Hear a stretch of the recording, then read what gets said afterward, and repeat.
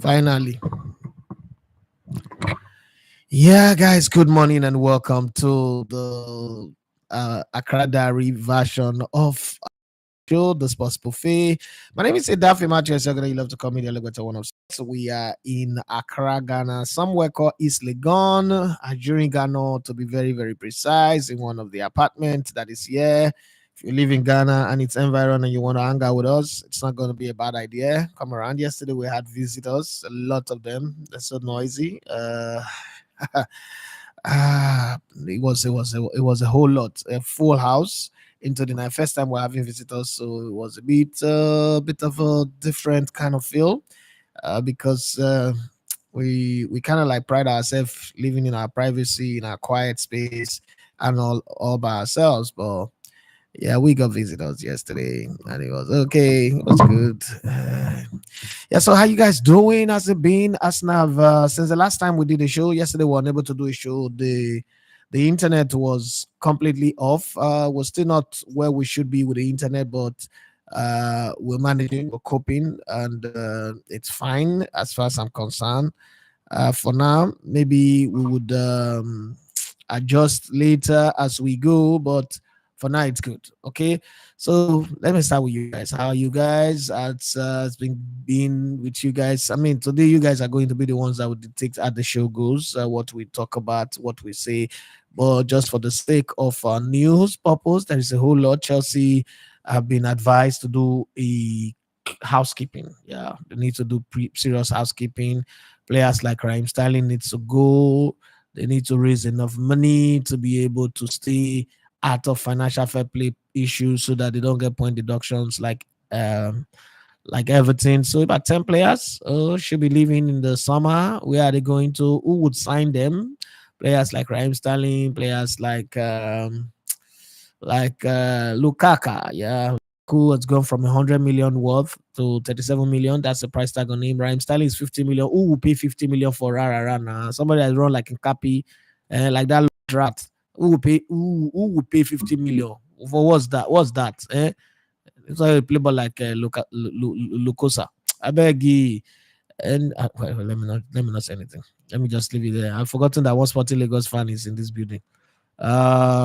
Meanwhile, talking about selling players, some players are extending their contract. Ben White signs new contract deal with Arsenal after months of negotiation with the club, as he is rewarded after becoming a valuable part of Mikel Arteta's defense. And it's an asset to the team now. Everybody's happy. Rio Ferdinand and Joko picked their unfulfilled FC made up of players who wasted their potential as ex-Arsenal stars and two-time Premier League champions are included.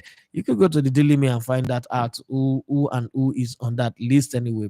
The biggest sell-on clause ever. Kevin De Bruyne and Chelsea's 10 million with Man City switch, and the Blues could get another huge windfall if Jamal Musiala leaves Bayern Munich this summer. But which other clubs have benefited the most? We will look at that as well as we share some of the moments of our time here. So for 2 days now, we've not gone out to the field. We've not gone out to do anything. But let me update you guys with the current medal table. Now Nigeria has gone from second to third. We are the same amount of gold, more medals than us. Egypt, same level. I think what's happening is from who is in fifth, going down to the down to the south side.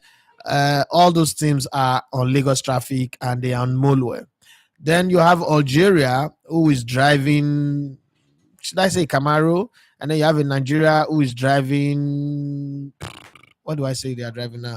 Maybe we're driving a Camaro as well, or a Dodge Charger. And then South Africa also a Charger. But Egypt, they're not on the Charger, they're on the Gulfstream. They are flying the private jet right now because unless miracle happens, I don't think anybody's going to catch up with them. So our battle now is to come first overall. I mean, to come second overall or third, because South Africa are also not giving up. But we will see how it goes. Eventually, the cycling event this morning, I think it should be starting in the next hour. That is if Ghana people keep to their time, because Ghana person can tell you an event is 7 o'clock and then it will start 7 p.m. They can tell you 7 a.m. and it will start 7 p.m. Yeah, other than that, a few shabby, organizations. But if you're coming from Nigeria, it is hard to drag Ghana maybe because I'm looking at it from where I'm staying and the fact that it's light, then Ghana internet is shit. I swear to God. I mean, for somebody like me who live my entire life on the internet, Ghana's internet is crappy, it's terrible. TP Link or TPZ or whatever it is, empty, and all the internet are terrible, and they're crazily expensive, uselessly expensive. Okay, you're spending money, you should get value. That's the one where we're not getting value. For accommodation, I think I'm okay with the expensive accommodation because I'm getting value from it, even though some of the doors need a doctor, not capital right now. They need doctor, a touch of a doctor, and some other touch anointing to make it good and stable. But at least it's light. Once it's light, you're good. But with this type of light, with such light comes great demand. You should have great internet, high speed internet, like the type I was using when I was in Europe. That type of internet, because you Ghana people want to show that you are up there. Then you should be up there with everything, not up there with one thing and then the rest are falling apart. You're still the same two penny and two pence. Okay, but then was it yesterday? No, day before yesterday, Theresa decided I want to have a deep dive in the swimming pool. She went there, dive, swam, do the other things that she needed to do, and she lost her neck chain inside the swimming pool. She committed her neck chain to mommy water, and the next day she went to go and pick it up. But then pictures from that have created a lot of buzz. Some married men want to remarry. Some people want to have a second wife. Some people have gone from being pastor to traditionalists because of the body of the goddess. And I'm just thinking, come on, what is the aliyah of the house, the Morning Star, what was the name? Light of the World, now decide to go and do a deep dive as well. Put up, you know that you people normally men like fresh blood Gen Zs, and this is this. She said she's not Gen Z. What did you call yourself again, baby girl? A bit of Gen Z or what? Joy. Madam, you say you are what? Joy, crossbreed between Gen Z and what again? Okay, she says she's not Gen Z direct, like full Gen Z. So she's what's that Greek god that is half man, half beast. She's half millennial, half Gen Z. That's what she call herself, not me. So I'm just thinking if Theresa is making everybody go bum bum bum. I'm just wondering what will happen if we now give you like front load you guys with the two of them. And it's gonna be crazy. You people are just seeing something on the internet and you're all salivating and drooling and falling on top of each other. We that are staying in the same house with them every day. And we have two afars that are fasting in this Ramadan period. And they are the ones even snapping the pictures and doing all this hard work, snapping the pictures, doing videos. They are not. I don't know what they're thinking in their mind, Sha, because sometimes you can be forming hard man and straight face, and then in your mind you're already doing the unthinkable. Well, whatever it is, let's get it on the show. Let me run you through some of the headlines that are that are percolating around. Yes, Arsenal made it to the quarterfinals of the Champions League for the very first time in 14 years. In that 14 years, half of it they were not even in the competition. So let's not forget that part. Sammy Mokbel of the Daily Mail said unwavering self-belief, obsessive traits, and emphasis on culture is the key characteristics that Mikel Arteta have used to turn Arsenal into this unstoppable force. Since they went to Dubai, I think they drank a certain type of water. It's just that the Dubai water is now beginning to fade because they're not losing ability to score. They need to go to Dubai again for this international break. The players that are not called by their country should go to Dubai again and drink more and then put some in a jar and bring it. It's like the genie of scoring goals is in Dubai. They make their wish, but it's like the wish did not. I'm not sure the wish is for the whole season. Since they have what's it called, Man City to play next, they should go and make a wish again for 1,000 goals this time, 1,000,000 goals, so that when they play Man City, they'll be able to score a lot of goals. Because in that game, between me and you, that's gonna be.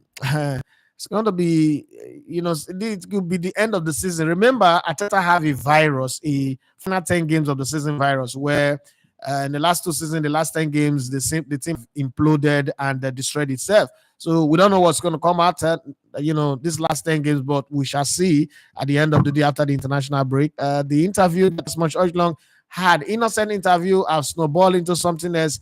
It's not in the Cat Williams, Sheshe kind of interview, but creating a whole lot of backlash, death threat. People are talking a whole lot. Fans of Manchester United. Well, when your club have devil in their name, they will behave devilish. Okay, they will behave devilish way.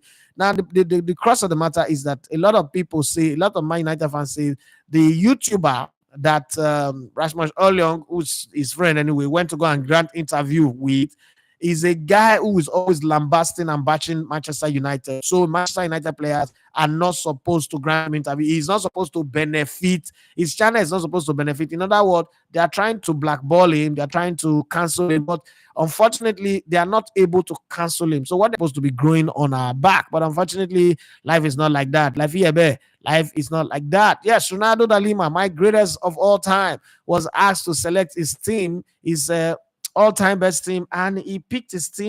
And I think I love his team. Okay, his team had in goal Gigi Buffon and where's this again? Roberto Carlos and Cafu were in that team, and he also had whoa, let me. So in his team, he had Ingo Gigi Buffon.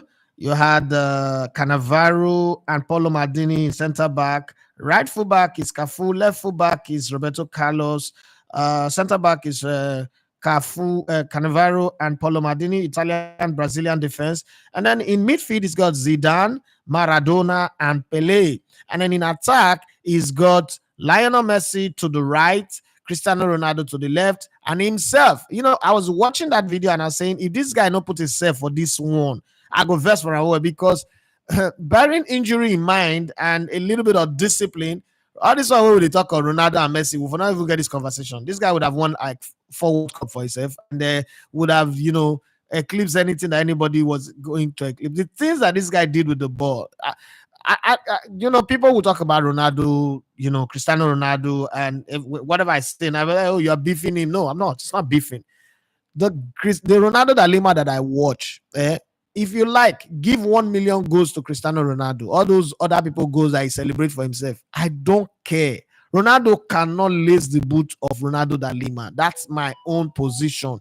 Whether you agree or you disagree, that is your own business, your own cup of tea, and you can drink it. Are you like talking about a cup of tea? Okay, so I came here, I've not had my cup of tea that Mrs. Edafe normally prepares during my show. Okay, so for those of you who don't know, we're 1 hour behind Nigeria here. So when we're starting the show, yeah, it's 8 a.m. over there in Nigeria, it's 9 a.m. and then different part of the world like that. So yesterday we also saw a game that was shocking. Luton Town took a 3-goal lead over Bournemouth, but somehow they opened the back door and let Bournemouth to come and win that game 4-3. Happen in football, you kind of like feel like it's okay. And Mike Tyson shared a video clip of him. They won training at the age of 57, preparing for Jake Paul. I think come to an end. It's about time somebody shut him up, and that's about what's going to happen. And then in the UEFA Champions League, it's been a long time I see anybody do this. It used to be common in football, back in the 90s and the early 2000s. But Marcus Thuram decided that, look, I need to get back in the past and bring something. Marcus Thuram, use his hand to hold somebody bola. Atletico Madrid player bola, Stefan Savic. The guy not for the way the guy fell on the floor, like say he wanted the app. The falling was not commensurate with the act, but hey, it is what it is now. So players are always acting. They will do well in movie. Lionel Messi, Luis Suarez, Robert Taylor all score as Inter Miami trash Nashville to book their spot on the CONCACAF Champions Cup quarterfinals, but Argentine superstar sparks injury fear with an early exit. When he's not playing, that Inter Miami goes back to the regular traffic where they belong. Sonny Bill Williams launches astonishing attack on legendary boxer Floyd Mayweather Jr. He isn't a man, he's a coward. I don't know what that means, but I think that, in boxing, you insult people to provoke them to a fight. So maybe, just maybe, a fight is in the card. Atletico Madrid raised threats of legal action as fans sing racist chants about Vinicius Jr. being a chimpanzee ahead of Wednesday's Champions League clash with Inter Milan. I don't understand what to concern Vinicius Jr. with Athletic Madrid fan when they are going to play Inter Milan. Okay, then Borussia Dortmund fans rejoice this is the Jadon Sancho we all know. Okay, after the exile Man United star scores in man of the match performance to end PSG's Champions League run. Well, some players are good until they wear that Manchester United jersey. Like I said before, all of the glorious moment that Sir Alex Ferguson brought to Man United, I agree. I mean, I watched them play. They were imperious. They were fantastic in many seasons. But it was aided by match fixing. You cannot convince me against it. If this is where you will cancel me, cancel me. This is where you will hate me. But I'm not going to. Like I told Bobby the other day, person of if you're lying shit. I will talk my mind. And part of talking my mind is the mere fact that I believe that 9 of those 13 titles that Silas Ferguson won were match fixing titles. So now Man United are not playing without the aid of assistance of referees, without matches being fixed for them. And you know the way they fix those matches, it wasn't just Man United matches. They also fix matches against teams that are competing against Man United. So playing, they will lose. Go back and watch some of those matches. Some of the butchering that Manchester United players would do, especially on Arsenal, whether it's Jose Antonio Reyes, Robbie Van Persie, Guy Clichy, they just pick on the smallest players in those teams and begin to butcher them. And referee will just pretend like it's not seeing anything. Look at that game that ended the Arsenal's unbeaten run. You would see how criminal that game was, But hey, it just happens. Alex Ferguson is on the bench, and the referees choose to do anything they want to do. Well, these things happen, and nobody can really say anything. Now, they are not playing on fair, as they say it in Italy, fair Verona. They are playing, come and play football based on your ability, based off on your ability of the coach to bring a tactics that work. But unfortunately, working. Okay, the tactics are not working. Devil is in the house. The frustration is not making them destroy players. You know how many players that have come to Man United and they came in excited, came in feeling born again, feeling that this is a great opportunity, and then they come to Man United. They went from great high ups to down. From even an angel came and the devil subdued him. Angel Di Maria. What's it called? Memphis, they pay. He collected the pay and he did not play football. But he's gone somewhere. He's playing for Atletico Madrid and he's paying again.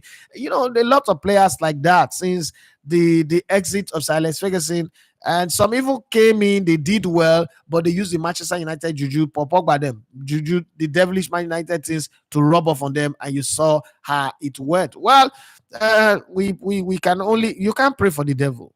That's just the truth. You can't pray for the devil. It's not doable. Okay, so let's look at some of the players that are possibly in the shopping block for Chelsea in this summer, so that they can balance book. It's not just because they want to sell them, it is actually because they need to balance the book, because they spend his club FC £1 billion.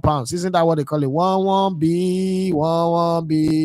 Yeah, that's Chelsea for you. That's Chelsea. They say they did that song for Chelsea. So now they need to find a way to raise 300 million fast, and that could come from selling assets. You know how it is when you're broke. You start remembering that the television in your house, you don't really like it. It's not even helping at all. It's just occupying space. So you need to go find somebody pawn shop to sell it. You start saying, this wristwatch, what am I even using it for? This wristwatch, I'm just wearing my hand. There's time clock on my phone. Anywhere I turn, I have clock. I know time. I don't need watch. You start looking for pawn shop to sell. So Man United, Chelsea are looking for pawn shop to sell some of their players, at least 10 of them. So this is how the story started. It was written by Dan Kantian for the Daily Mail.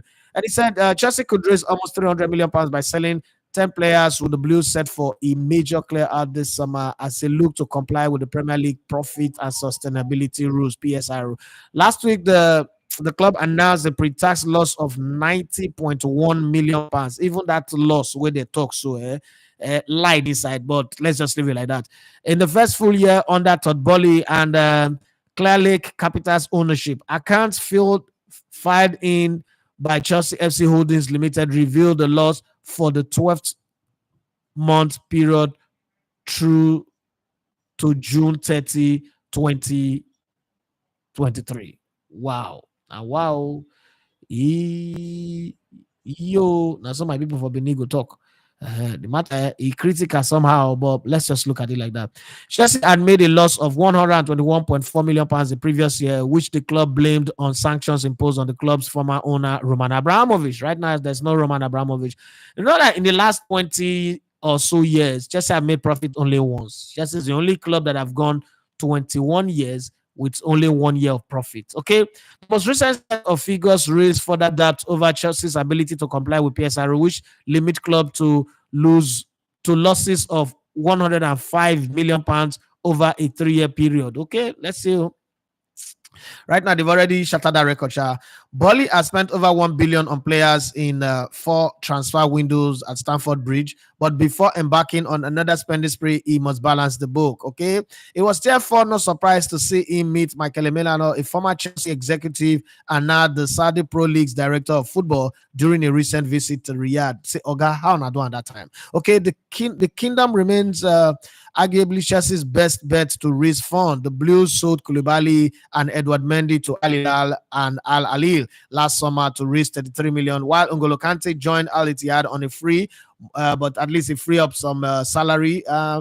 More could follow this summer, and the Daily may decide to give you a rundown of the possible players. Now, one player that is on this list that is scary, but because they need money and they need to balance the book, there's nothing anybody can say. But my question is, if you let him go, who's going to replace him? And is that person going to come for cheap? Is that person going to earn lesser salary? Those are some of the things that you need to ask. So if you're a Chelsea player, this is where you need to focus, but also focus with trepidation, and your ears will be tingling you, because some names that are going to come up right now are not names that you want to see hit the exit door. On top of the cherry pie, on top of this is Conor Gallagher. I am not a Chelsea fan, but I'm a man of power.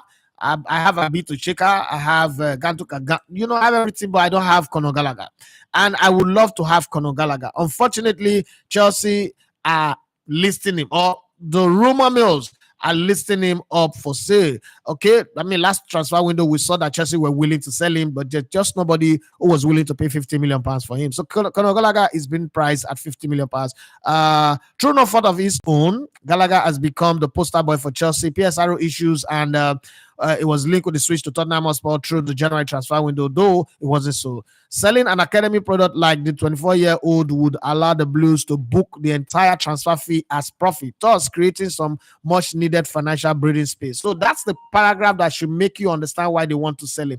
This is not one of those players you buy for 100 and then you sell for 50 and then you are still counting losses. When you sell an academy player, like for instance, I was telling somebody the other day that Bukayo Saka is a pivotal player to Arsenal, but if, for instance, Real Madrid comes and say we're willing to give you 100 million for Bukayo Saka, I would help them carry Bukayo Saka on my shoulder, and I will run from England past the French Canal, run straight to Spain and drop him in Madrid for them easily. I will run faster than a private jet, because one, it's good for business. And the thing about football and the fans is that yesterday me and my crew were discussing the trinity of sports. Okay, there's the sports itself, the talent-based side of the sports where everybody's talented, whether you are a player, whether you are a coach, whether you are a content creator, you just have the talent.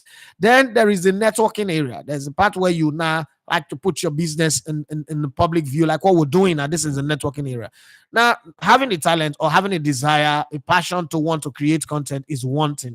Isn't that what we've been doing since 2017?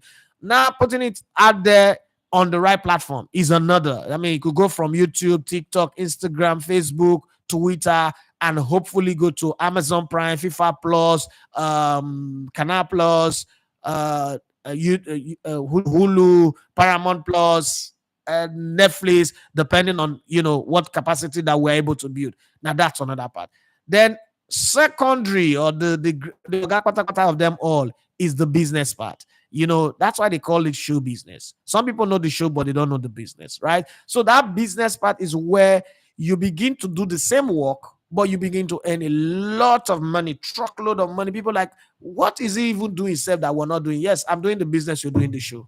You're just doing the entertainment. You're just being the guy who know how to talk the sports. And it takes a whole lot of time. It takes a whole lot of learning, a whole lot of networking, ability to get people to trust you. Some people are in my DM, and I put it out there because some of you, in my DM, what did Jamil do that you pick him? What's the criteria you use to pick your team? What did Joy do? What did Theresa do? No. The relationship are built over a long period of time. What you guys are saying today is a relationship that have been running for a while. And the thing about me is that when you're doing some things and I'm looking at this person, okay, how does this person perform? What does this person do? First off, you guys, if you follow me long enough, you know that there are certain things that I just don't, I cannot accommodate. Let me start with anybody who work with me know that first thing that turns me off anybody that I want to work with, no matter how talented you are, is body odor or matador. You have that, we're good to say hasta la vista, is bye bye. Arrivederci, bye bye. Everybody go their separate way. But then when we get past that, we get to the point where we now have to find out how consistent you can be, how effective and efficient you can be, then your character, your personality, how does it rub off on my brand? Because again, you must protect your brand, right? So for those of you who are asking me those plenty questions, try and understand that sometimes again you just make a trial. Like, okay, let me try these people, let me work with these people and see how it goes. If it doesn't go well, then there's going to be a next time where you pick another team. But then if it goes well, like right now, it's going absolutely well. Everybody's doing their work as great as they can. I mean, with this start of one of the things that people don't understand is when you're asking me this question, even Jamil, before we even started the work in this, I was already done. Like, oh God, I'm not sure I can work with this guy because I was just feeling a different vibe. But then we got here and I saw this guy at work. I was like, Jesus Christ, man, this guy is a workhorse. Like, is a Belgium horse. There are horses and then there is the Belgium horse. Go and search it online and search for Belgium horse and you understand what I'm saying. It's different. It's just the Belgium horse is just different. Power, strength, shape, size, look. Damn, it's different, right?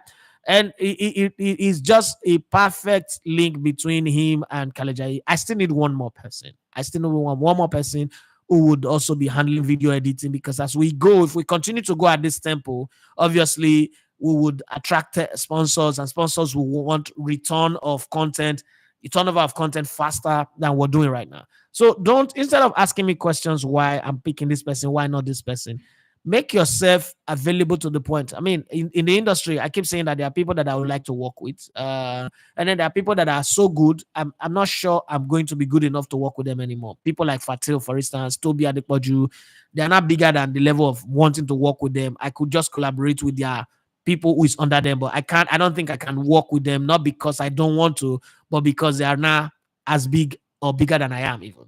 Okay. We could collaborate on some stuff, but I just think that they are on top of the game. I'm still in content creation. I'm still an upcoming. In football analysis, there's nobody on my level. So we have to find that balance. So picking up this team, you guys should stop asking me those questions of what's your criteria for picking people. Because listen, just put your work out there. Keep putting your work out there. There are people I want to work with. Bolaji Bill, for instance, is somebody I want to work with. I'm just trying to figure out where in the space of that work I want to fit him in. And then there are some people who are just good online, but I don't think that their work, my work required their expertise. So just stay where you are. And then there is this boy in Benin, Kadesh, that I think I might work with in the future. Just give me that vibe. And Felix the Great is another person that I would definitely want to work with. Again, we've worked together before, we started this journey together, so that's the way it is. So for those of you who are asking, guys, calm down, guys, be coming down, be happy for the people that we're working with. And it's not actually me doing them favor, they're actually the ones helping me. We should also know that. So don't make it look like I'm the one helping them. They're actually the ones helping me, because they can do without me, but I can't do without them. So the way it is, they are my lifeblood. Without them, I'm off. Without me, they are okay, they're fine doing whatever they are doing that they've been doing before. So let's always understand that part in the conversation. Now let me go to some of the conversations that is on the comment section. Eromaru, aka Alot Schwarzenegger, say, all I want to hear this morning is everything about the moment in the pool. Come and join us now. Bolo fish eye. Olatunji Mane say, our question at the pool moment to at this point, I don't know what else Man United can do. I want to ask, the structure of a team affect a player? Because someone like Pogba was played in the right position and it still didn't click. Well, I'm not really going to agree with you that Pogba didn't click. So because your definition of Pogba not clicking is what? What's your definition of that, of Pogba not clicking?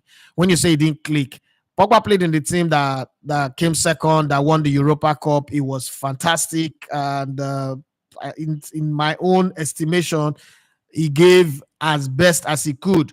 But then the team started struggling. Again, the entire team started struggling. No matter how good you are as a player, you're as good as the cohesion in your team. And once that cohesion begin to fade away, all of a sudden you too will begin to fade away. So I'm not going to be able to agree with you completely that it did not click.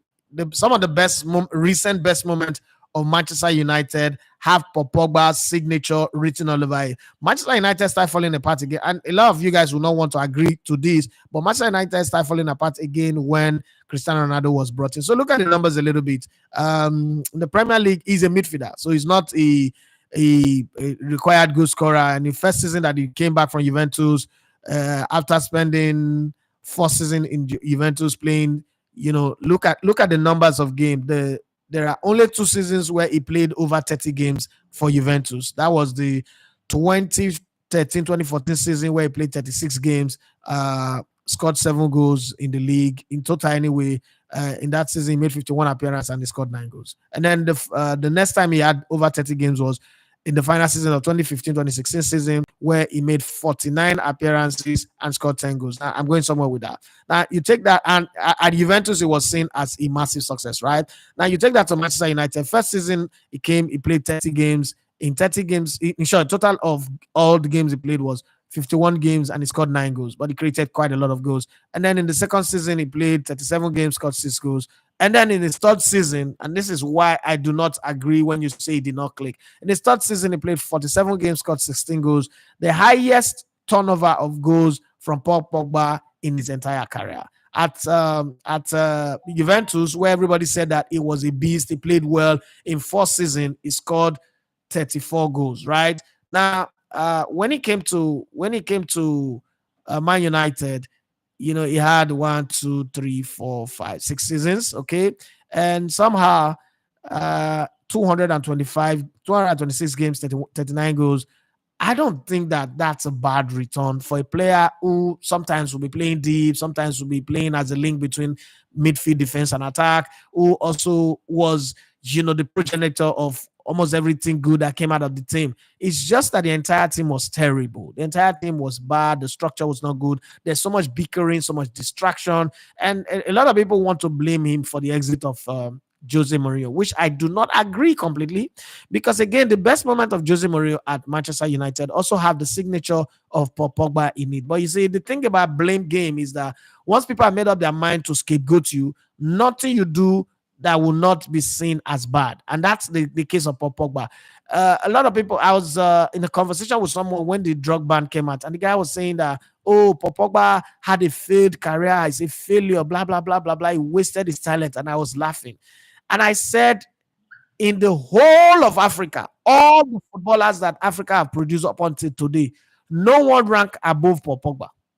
If Paul Pogba have wasted his talent, it means that every African footballer that have come out of Africa have wasted their talent. And it was like, what do you mean? I said, okay, listen. Paul Pogba may not have won the UEFA Champions League, but not only did he win the World Cup, he won it not as a squad member, but as a pivotal member of that squad, as a key ingredient. As a matter of fact, Paul Pogba winning the World Cup in 2018, he played a greater role than Zinedine Zidane winning the World Cup in 1998. And, he brought an argument. I said, first off, Paul Pogba played every game at the World Cup. Zidane got a red card at the World Cup in 98 and then missed, I think, 2 games, if I'm not mistaken. But then he come up in the finals and scored those 2 headed goals, and everyone's, great, I agree that, wonderful player you are. See, the thing is, football sometimes, and football fans live in moments, okay? And we do that in life too. People live in moments. So you can be quietly building something, doing something well, quietly, not making noise about it. And then one day you slip and fall in public glare. And then everybody define you by that slip. Like when you mentioned Janet Jackson, for instance, say, wardrobe malfunction with Justin Timberlake at the Super Bowl or whatever, MTV award. Now the question is that the entire body of work of Janet Jackson? The answer is no. But that's what people want to remember, because people like to put themselves in a position where they can glorify themselves in your misdeed, your mishap, in your failures. Because again, the way the world works is that other people's failure make other people comfortable. Because you failed, if you're rated very high and you're given a godlike status, people want to use your failure to define how good they are. Who's that? The cleaner. And let me come on. Okay. So all of those things is what people now used to say Pogba did this, Pogba did that. Pogba played in the World Cup squad that I don't think anybody expected them to go all the way to the finals. They went to the finals. He played well, he contributed. And then he also played in France team that for me, no matter how you look at it, for a player that have played 91 times for the France national team, scored 11 goals and key goals. Okay, you can't wake up and say, "Oh, he didn't do well." Again, remember, he's won the FIFA World Cup 2018. He won the UEFA Nations League 2020-2021. Was a runner-up in the UEFA European Championship 2016. When you look at all of that, would you really say that this guy is a failure? Because with Manchester United, he won the Europa Cup in 2016, 2017. And then again, he was the runner-up 2020, 2021. Won the League Cup, the FA Cup, EFA Cup, or Calabar Cup, as I would love to call it. And then he was a runner-up in the English FA Cup in 2017, 2018. But you have to understand that all of these are not joke. In his career, he's won the Serie A 1, 2, 3, 4 times. Coppa Italia 2 times. Super Coppa Italia 2 times. But some people want to believe that is a failure. Individual honors, I'm not even going to go there and reel at that list. As we speak, is a Knight of the Legion of Honor in France. But hey, yeah. It's not successful. And I said, look, name how many African players that you can say have a World Cup to their name. If you've forgotten, in 2013, this guy also won the FIFA Under-20 World Cup. Let's not forget that part of the conversation. But some people just want to conveniently tell you that Pogba is a failure. No, it's not. I don't agree that it's a failure. And again, the drug issue, I've seen a lot of people talk about that drug issue out of point. But Pogba did not go and take drug. Pogba's hormones reacted to treatment that he was getting for his injury. That's a statement of fact. So if you're taking treatment and then what they are using to treat you, your body reacts and it comes to a level where you get banned. Obviously, the rules are the rules, okay? But it does not mean now that you're not a drug cheat. I don't think that that's how it works. Okay, when we're mentioning drug cheats. And if you play your career to the age of 30, it's like saying that Marco Van Basten was a failure in his career, or Ronaldo da Lima is a failure because he didn't win Champions League, blah, blah, blah. It doesn't really make sense. So to put Pogba in the conversation of failure or saying it didn't click, I don't really want to buy into that anyway. What's it called? Demola Ibrahim say, how many good we don't get now, boss? Well, as at this moment where the last table I'm seeing, we're in third position in the medal table. We have 22 golds, 13 silver, and 20 bronze. That puts us overall 55 medal overall. On top of us is Egypt, who are not competing in the All African Games. They are competing in the what's that in Star Wars Jedi game. They are competing in the Jedi game because they right now they are that Vader.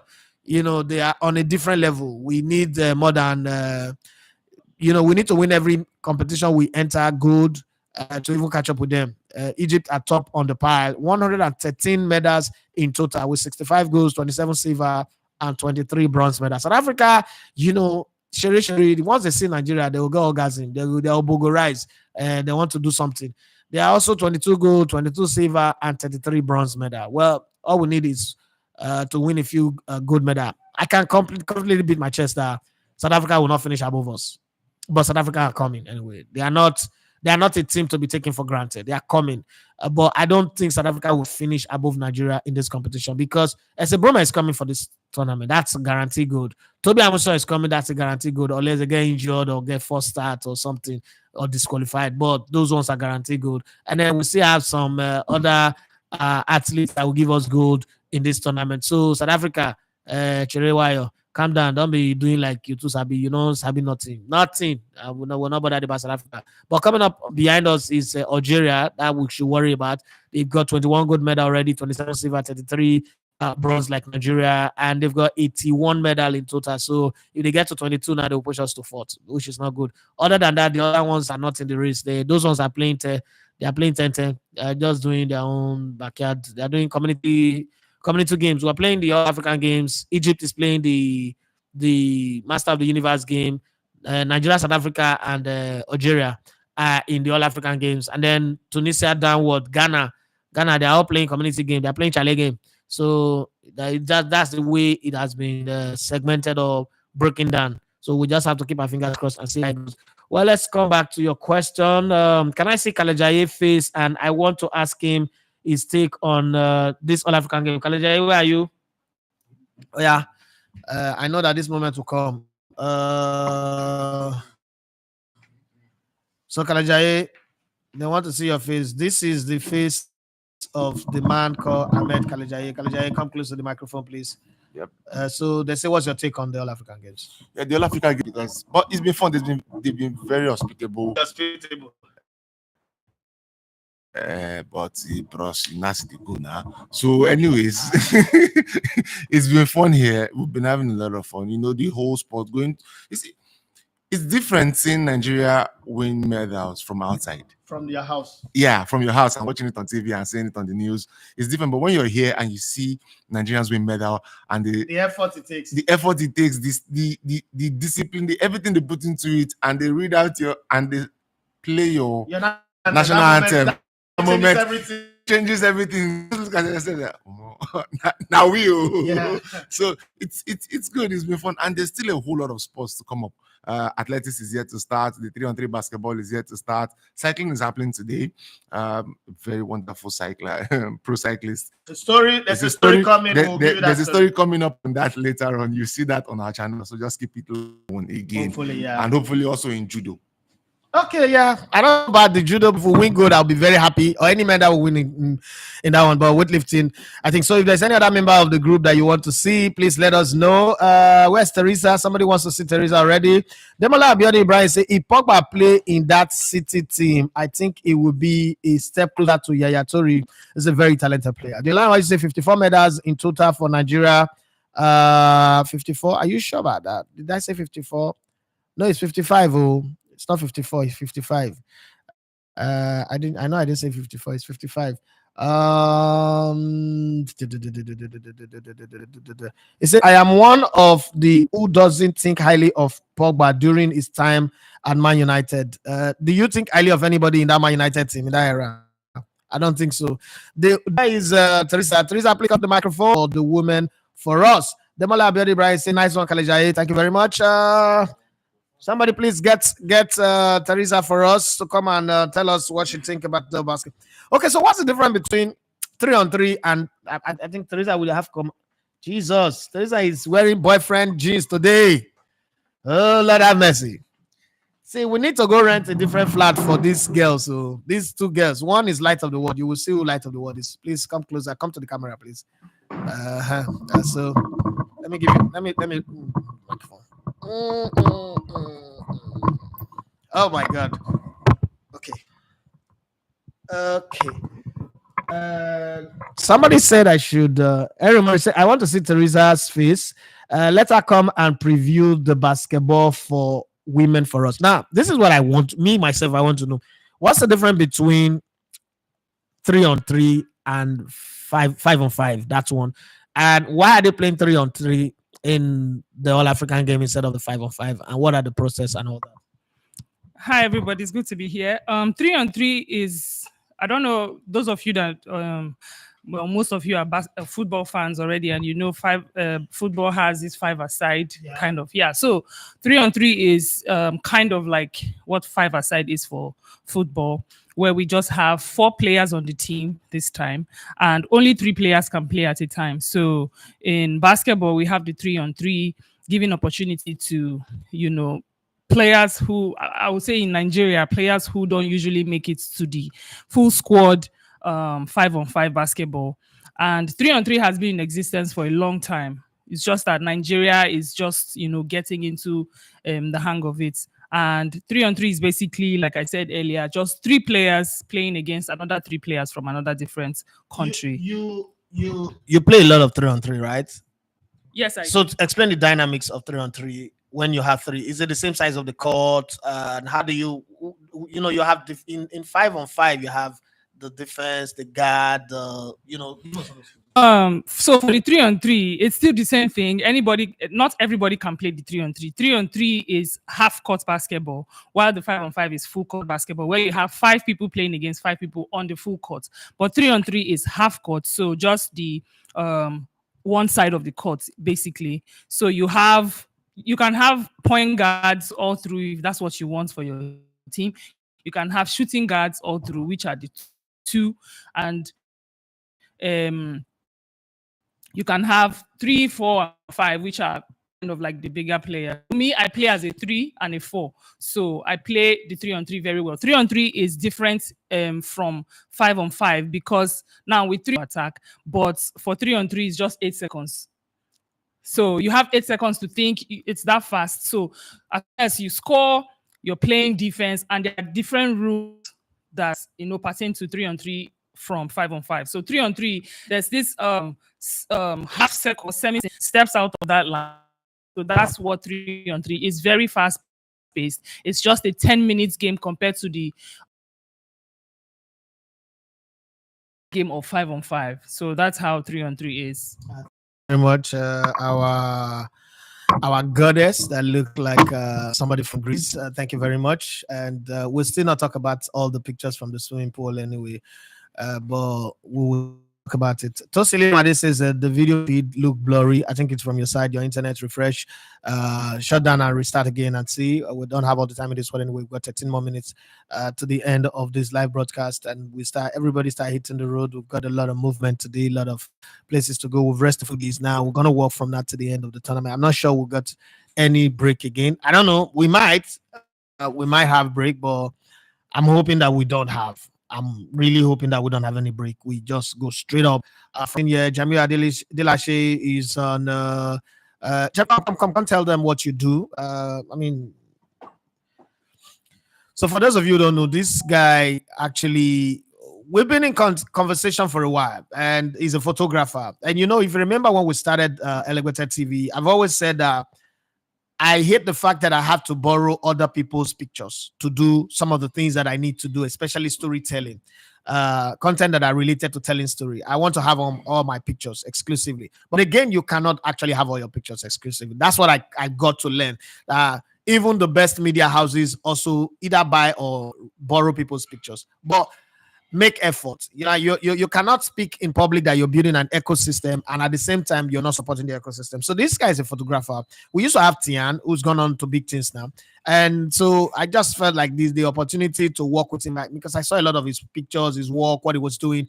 And during the Super 6, one of the things he didn't know was I had a chance to audition him straight off, and that's the way I do my things. Like, okay, I brought in Theresa, she was well dressed, and I thought, okay, you know what, if this guy can make her look gorgeous with his cameras, then I think I'll work with him in the future. Because at the time, I was hoping that I was going to do the production of the league subsequently for this season. So in my head, I was like, okay, one of my failings from the production last season was the fact that I didn't carry a photographer. It was a gross failure on my part. I could have made a budget available for it, and I felt like on that point I disappointed, and I was always beating myself. So preparing for the next season, I didn't know that there's going to be changes and there's going to be budget cuts and all that. I already had him penciled down that, okay, I'm going to work with this guy. And what was good was he had good synergy with other guys that I'm working with, like Modo and the rest of the team. So again, when I want to work, I need people who sync. I don't want people who are carrying face for each other, who don't like each other, who are beefing each other, because it will spoil my work. So he's our photographer. Every picture you've seen, and then partly too, is also a videographer. So that's where you're multi-talented and you can do a lot of things. So he gets us videos, he gets us the best pictures, right? And if you see all those pictures of Theresa in the swimming pool, it's the one. All those pictures of all of us. Unfortunately, it's not the only one who doesn't get to be in the pictures. Like Kalajaya at the beginning, getting everybody in the videos, and he's not in the video. But finally, he's found a way to put himself in the video. You saw what he did in Italy. Very fantastic. So, Jamil, use this opportunity to sell yourself and tell us what you do beyond, the All African Games, what your work represents, and how far you've come. What inspired you to join to get into this journey. Good morning, everybody. My name is Jamil Adilashe.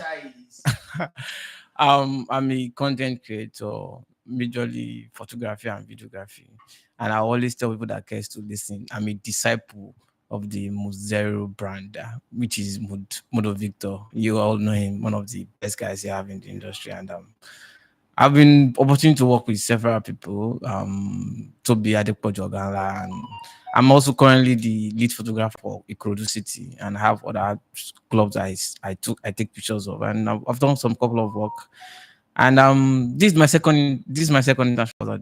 I was at the Afcon in Cote d'Ivoire, and Emile I came back, and okay, I think early this year I saw one of his posts that said that he would love like to collaborate with people, and I commented on it. And he said that I would give a word to actually work with me. And like, wow, this is a man I listened to him for years on radio when he was at Brilla, and I liked the kind of person he is, because I'm the kind of person that when I need to be controversial, I want to be, and when I need to tell you the truth, that this is the truth, I'll tell you the truth. If you want to go, I'll tell you that this is the truth. This is the truth. So, and I've been wanting to work with him for a while. And when the opportunity came, after I came back from AFCON, and from AFCON, my AFCON experience was not pleased to me, because I felt like I should have delivered more. So I was still beating myself over it, and he told me, I said, "Are you available? Are you going to all of Africa? All of Africa?" I said, "Bros, I've not recovered from AFCON yet. I need to recover from that one." Because actually AFCON cost a lot for me. I laugh. I've got cost me a lot. Like I had to pause a part of my life for AFCON to happen, because I felt like I've built a brand for like almost 3 or 4 years, and I feel like I need to start Next taking it level, outside Africa. And I feel like I need to invest in myself, because if you are coming to come and put your money down for me, and you ask me what have I done for myself, I'll tell you this is what I've done. So if you cannot meet me at that level, then you have to leave me, because by the time you come back, you might not meet me at that level. I've gone beyond that level again. So when you reach out again, and I kind of noticed his next reply, I was like, these are like, I didn't ask you for anything. So that's it. I just want to Because confirm. I did not. I I he want to just make he you just want to go. I said, bros, take me to anywhere you want to take me to. As long as my own is just to go there and work. And his first, I think our first encounter was like, okay, there was something on the group, because I'm in Kurodu City, and on our media group. Our media group is not a work group, because we have a lot of fun there, and it allows us to work. And there's one thing about me is, show me the comfort about working. Don't intoxicate me with work. Just give me that.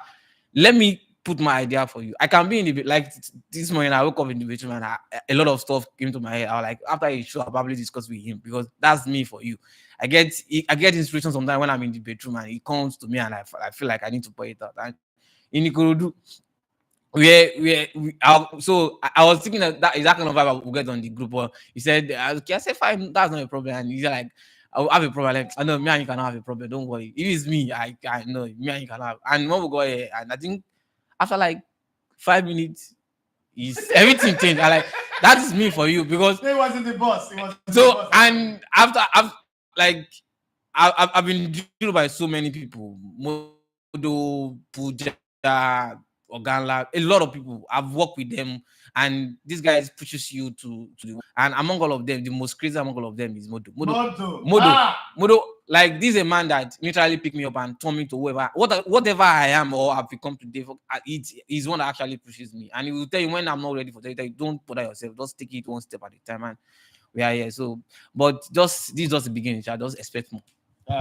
Thank you very much. And we've got the baby of the house. So for me, there's a whole lot of story with this young girl. I think that, I mean, at some point, see, I'm struggling with Gen Zs. If you guys know me, I've always complained about that. I'm struggling with Gen Zs. But the thing is, I cannot run away from them because I have 3 kids. And they've got the DNA of Gen Zs and moving into the Gen Alpha that, yeah, they really are. And most of their elks, yeah, their offerings are Gen Z infused.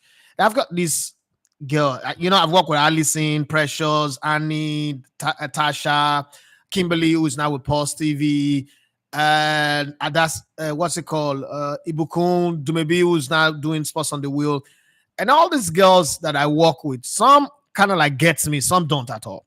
And then I also come to realize that some people doesn't even need to get me. I'm the one that now needs to come down to their level and get them. Okay, it's not just about me, but them as well. And I think one of the things that helped me is the Elegbete TV WhatsApp family group, because that group have like elderly, very old people, pastors, businessmen, and then it's like children. And then you have to find the balance in dealing with all of this. You have to find the balance in dealing with all of these characters. And sometimes you are the, so if you've seen the movie, the mid 90s, is it 90s or 80s movie, Lean on Me, Mr. Clark, Morgan Freeman. I think that's like Morgan Freeman, one of the most popular movies of Morgan Freeman. Anyway, Bobby Okigwe, I see the 10 pounds that you send us. Thank you very much.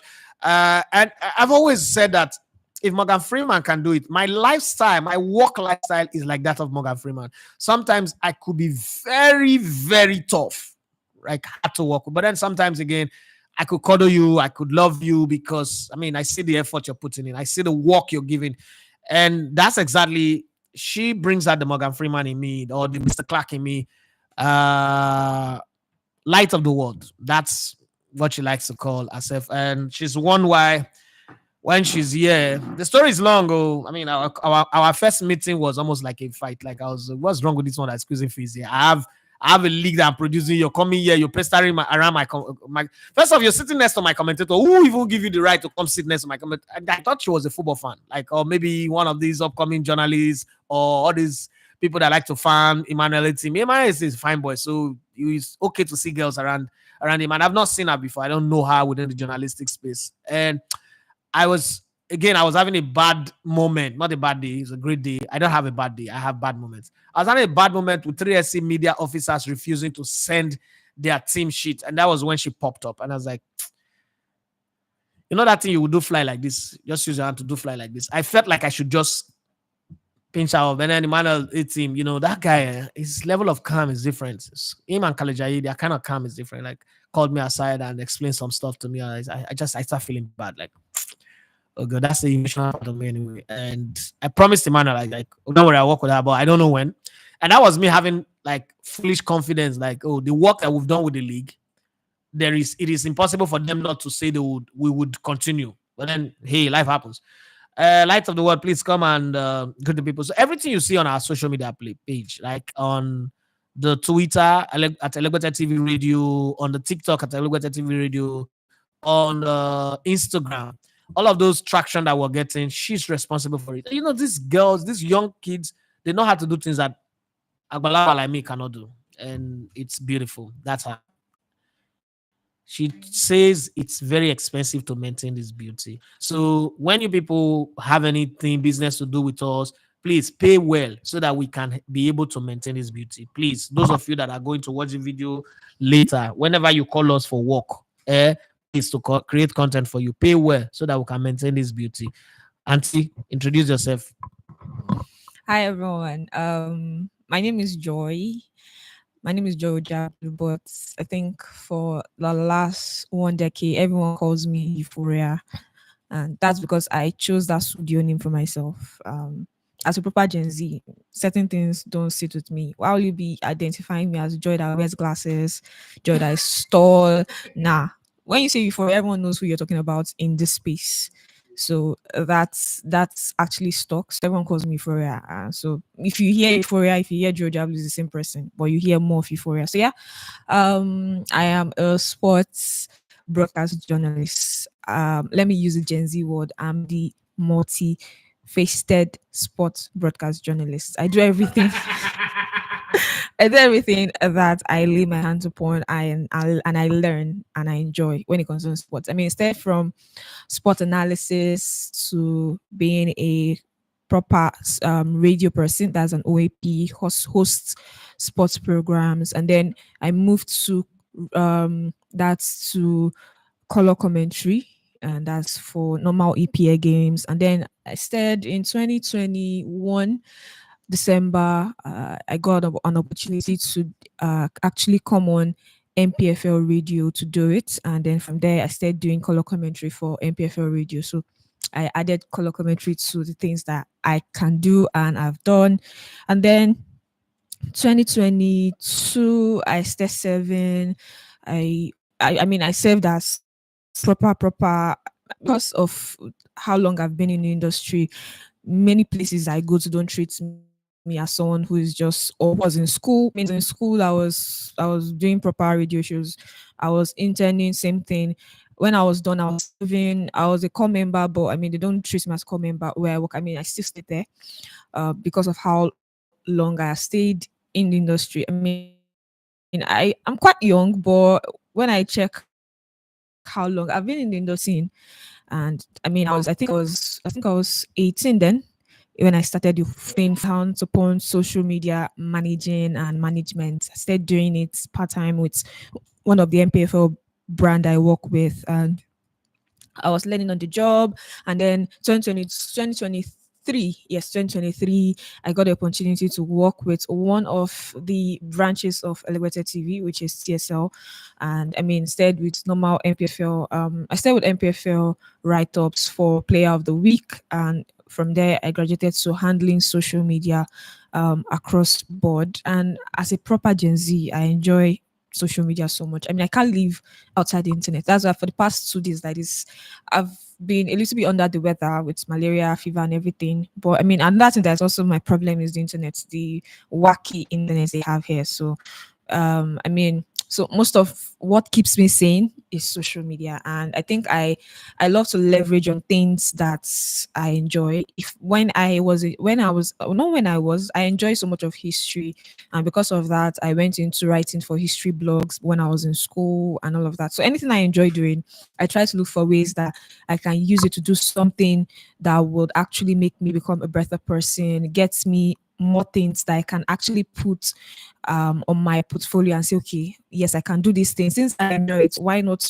be able to milk it? I love to milk opportunities. So yes, I was able to milk the whole social media thing, and then there was the TikTok thing. I love dancing, so enjoy a lot of TikTok challenges, and that's how I started to learn the whole TikTok thing. And I think I'm pretty good at it right now. So yes, where there's a Gen Z, I mean, we come with drama, but I mean, should that drama should be able to yield positive.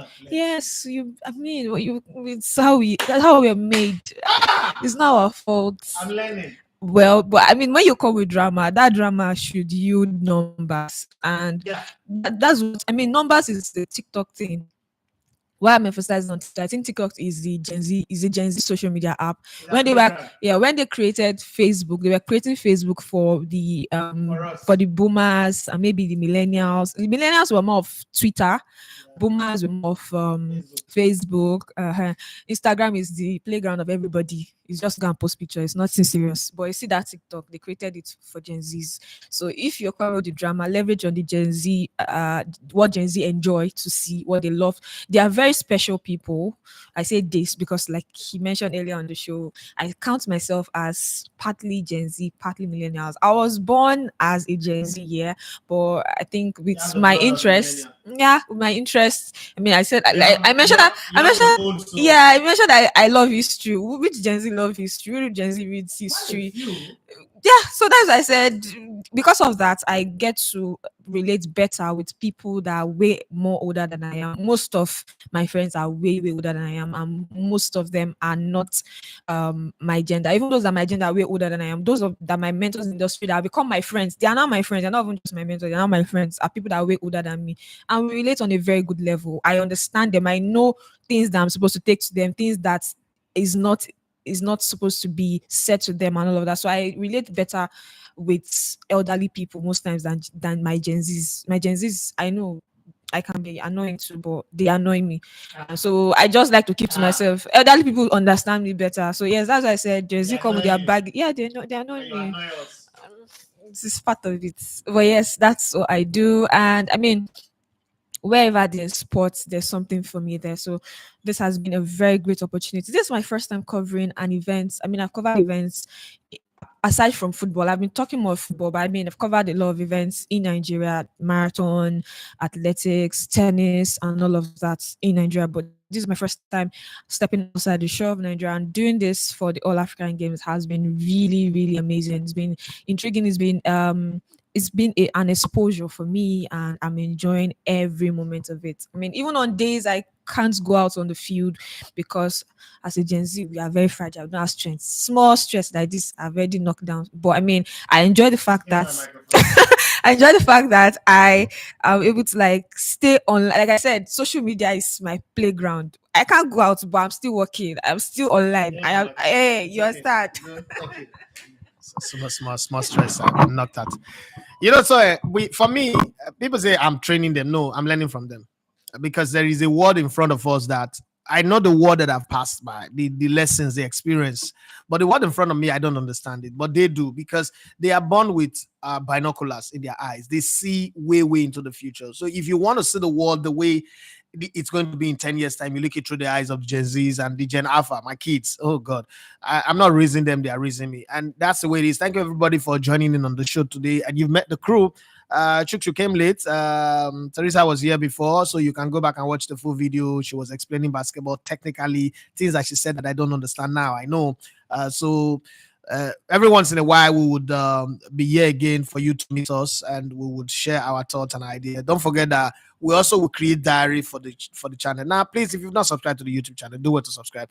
Also, direct people, help us to share this thing. It's only Umoru that I see, and maybe others are sharing, I'm not seeing, but it's only Umoru that I see consistently sharing this work that we do here. Please do what to share our work, and then when you watch our videos from the All African Games, do what to comment on it. Help our algorithm rating so that we go up, the shots that we put out and the long videos as well that we put out. People complain so much that videos are too long, so we're trying our best to make very, very short one. Later on, after the All African Games, we'll bring long interviews, long compilations, but for now we give you short ones so that you don't see the data that we're burning. And true, Ghana is freaking expensive. I won't lie to you. Ghana is, I mean, I'm just sitting, I was telling my wife, we just like, I'm paying over 3 million naira for accommodation for just 1 month. 1 month, over 3 million.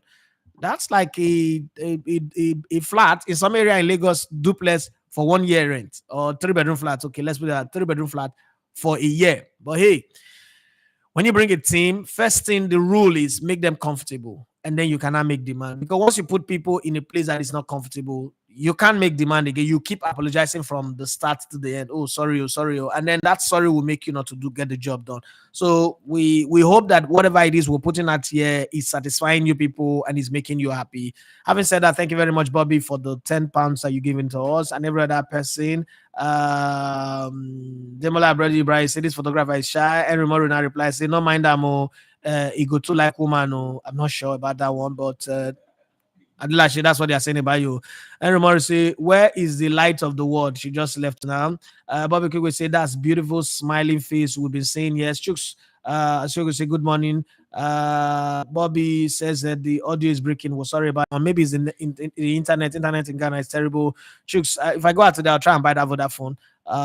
Good to see that you give young, especially female, aspiring media personality a chance. Well done, Elegote. Thank you very much. Biko, where is Theresa?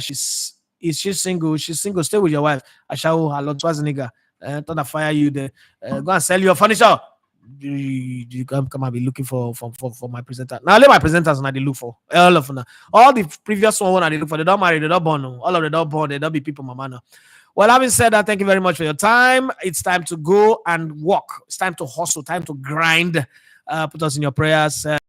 Is needed on across all our social media platform and on the YouTube channel. Please help us to grow so that this work it's not be labor in vain. They say, except the Lord build the house. You are the people that the Lord will use to build our house. The laborers labor, but in vain. Please help us to build this empire and make it grow so that we can also give other people a chance, like these guys that are here that are hardworking, to do more, travel for more tournament. We really want to, as a group like this, go to the Olympics. But how can we go to the Olympics in August if our numbers are this small? So it behoves on you guys to support us as best as you can and see us through. Once again, my name is Edafe Mathias. You love to come in there about on sports. It's been nice on the show today, making you guys meet all our members of the crew.